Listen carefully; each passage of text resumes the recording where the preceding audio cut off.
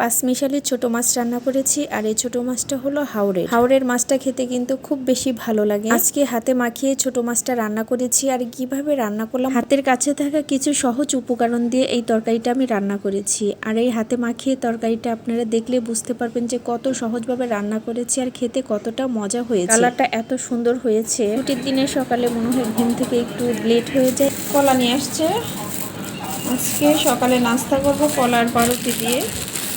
এদিকে পাউরুটি এনেছে।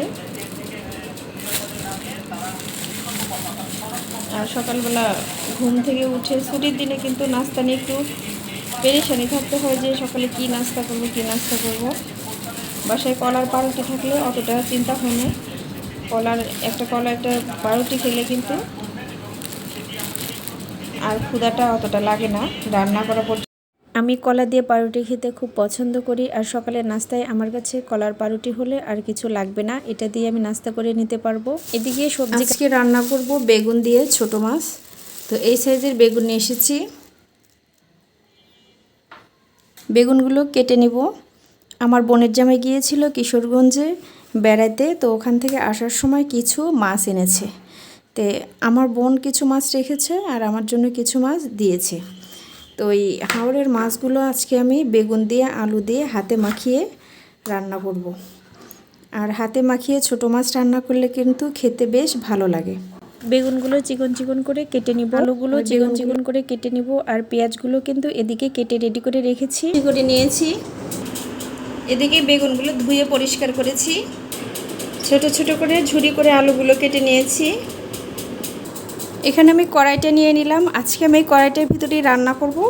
তো প্রথমে দিয়ে দিচ্ছি কেটে রাখা বেগুনগুলো, তারপরে দিয়ে দিব ঝুরি করে রাখা আলুগুলো, এখন দিয়ে দিচ্ছি পেঁয়াজ কুচিগুলো। হাতে মাখিয়ে ছোট মাছ রান্নার স্বাদটা কিন্তু ভিন্ন রকমের হয়, খেতে খুব ভালো লাগে। তো আমি সবসময় ছোট মাছ হাতে মাখিয়ে রান্না করার চেষ্টা করি। প্রথমে দিয়ে দিব আমি মরিচের গুঁড়ো, হলুদের গুঁড়ো, ধনিয়া গুঁড়ো, দিয়ে দিচ্ছি স্বাদ মতো লবণ, 1 চামচ রসুন বাটা। এখন দিয়ে দিব সরিষার তেল। সরিষার তেল দিয়ে রান্না করে খেলে কিন্তু বেশি মজা লাগবে ছোট মাছটা। তো তার জন্য আমি একটু সরিষার তেল দিয়ে দিচ্ছি।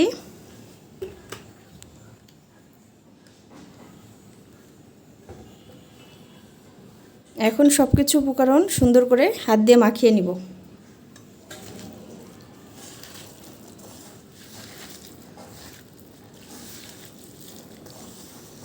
যেহেতু হাতে মাখিয়ে তরকারিটা রান্না করছি, সেক্ষেত্রে কিন্তু তরকারিটা কিন্তু খুব ভালোভাবে মশলার সঙ্গে মাখিয়ে নিতে হবে। আর ছোটো মাছ কিন্তু এমনিতেই ছোট, আর তরকারির সঙ্গে কিন্তু মাখাই দিলে পারে সেটা কিন্তু গলে যাবে। সেই কারণে সবজিটা আগে ভালো করে মাখাই নিচ্ছি, তারপরে আমি দিয়ে দিব মাছটা। দেখতে থাকুন আমি কিভাবে মাখাচ্ছি।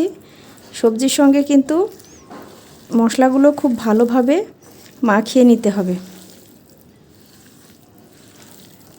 সরিষার তেলের ঝাঁঝালো একটা ফ্লেভার বের হয়েছে। এই তরকারিটা কিন্তু সরিষার তেল দিয়ে রান্না করতে হবে, তাহলে খেতে কিন্তু বেশ ভালো লাগবে। তো আমার মাখানোটা কিন্তু কমপ্লিট। দেখুন কত সুন্দর করে মাখিয়ে নিলাম, মনে হচ্ছে যে তরকারিটা এখনই হয়ে গেছে।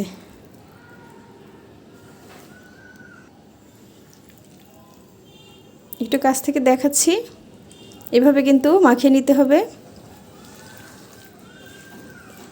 এবার দিয়ে দিব মাছগুলো।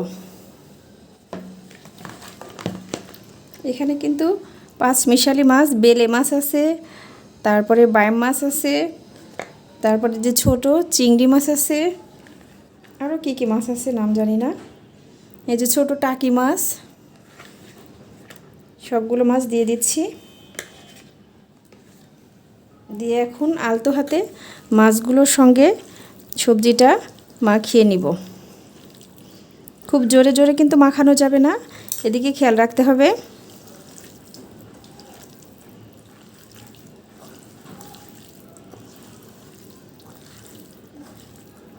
একটু সময় নিয়ে মাখাতে হবে যেন মাছটার ভিতরে মশলাটা ঢোকে।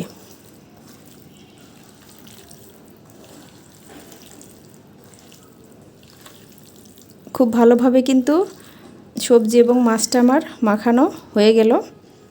এখন আমি দিয়ে দিব এর ভিতরে পানিটা।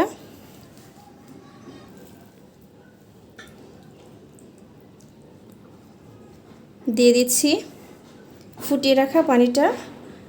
মনে রাখবেন অবশ্যই কিন্তু এখানে ফুটিয়ে রাখা পানিটা দিতে হবে।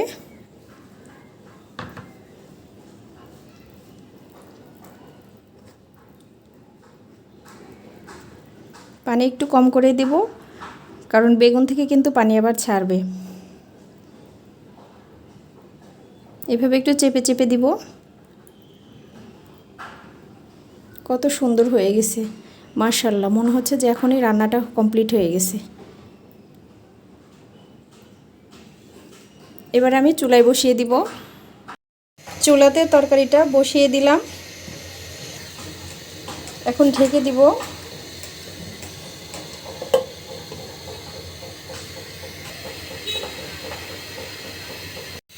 বলক ওঠা শুরু করেছে। তরকারির ঝোলটা কিন্তু শুকিয়ে গিয়েছে। এখন আমি একটু নাড়া দিয়ে দিব, নিচে যেন লেগে না যায়।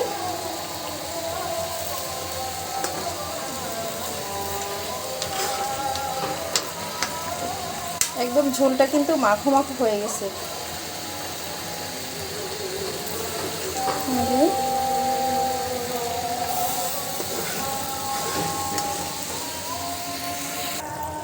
দিয়ে দিচ্ছি উপর দিয়ে ধনিয়া পাতা। অবশ্যই কিন্তু ধনিয়া পাতা দিতে হবে, তাহলে কিন্তু যেমন ফ্লেভার ভালো থাকবে তেমনি কিন্তু স্বাদটাও দ্বিগুণ বাড়িয়ে দিবে। মাশাআল্লাহ, তরকারি কিন্তু হয়ে গেছে। সার্ভিংয়ের জন্য কিন্তু তরকারিটা একদম রেডি।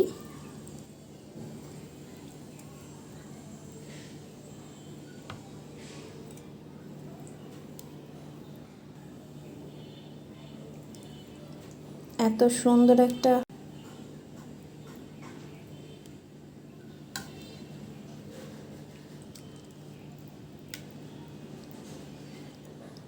এরকম পাঁচমিশালি মাছ কিন্তু খেতে বেশ মজা হয়। ব্যাস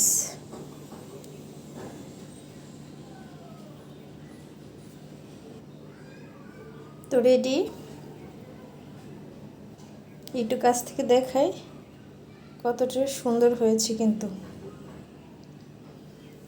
এরকম হাতে মাখিয়ে মাছের তরকারি খেতে কিন্তু বেশ মজা হয়। আপনারা কিন্তু অবশ্যই একবার ট্রাই করে দেখবেন। আর আজকের ভিডিওটা যদি আপনাদের কাছে ভালো লাগে তাহলে কিন্তু একটা লাইক কমেন্ট শেয়ার করতে কিন্তু ভুলবেন না। আর অবশ্যই একটা সাবস্ক্রাইব করবেন। চ্যানেলে নতুন হয়ে থাকলে চ্যানেলটা সাবস্ক্রাইব করে বেল আইকনটি প্রেস করতে কিন্তু ভুলবেন না। এদিকে আলু আর বেগুন ভর্তা বানাচ্ছি, আর শুকনা মরিচ, লবণ, পেঁয়াজ আর একটুখানি রসুন দিয়ে সুন্দর করে মাখানো হচ্ছে। আর মাখানোটা কিন্তু হয়ে গেছে। এর ভিতরে কিন্তু একটু সরিষার তেলও দিতে হবে, আর খাঁটি সরিষার তেল দিয়ে ভর্তা বানালে কিন্তু ভর্তার ফ্লেভারটা খুব ভালো আসে, সুন্দর আসবে, খেতেও মজা হবে। তো এখন দিয়ে দিচ্ছি পেঁয়াজ কুচি।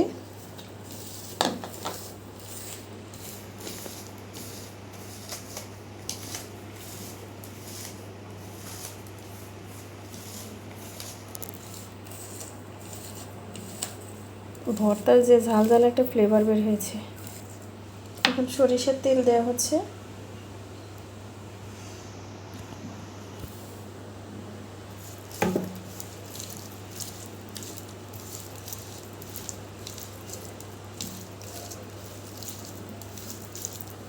ভর্তা দিয়ে ভাত খেতে কিন্তু খুব ভালো লাগে, আর তৃপ্তি সহকারে ভাত খাওয়া যায়। একদম লাল টুকটুকে হয়ে গেছে। প্রথমে আলু করে আলুগুলো ভেঙে নেওয়া হচ্ছে।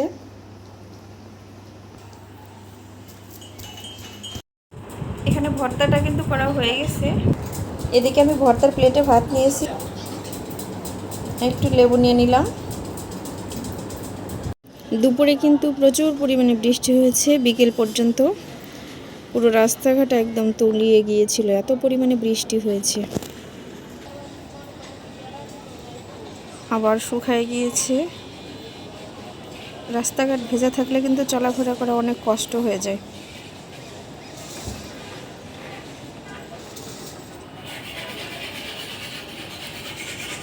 তো এই তো আজকে আপনাদের ওখানে বৃষ্টি হয়েছে কিনা অবশ্যই কিন্তু কমেন্ট করে জানাবেন। আমাদের এখান থেকে কিন্তু প্রচুর পরিমাণে বৃষ্টি হয়েছে।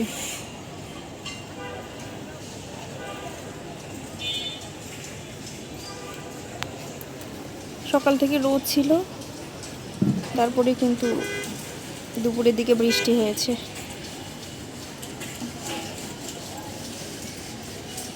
বৃষ্টি হয়ে সব কিছু একদম চকচকা হয়ে গেছে। টিনের চালগুলো একদম ধুয়ে পরিষ্কার হয়ে গেছে।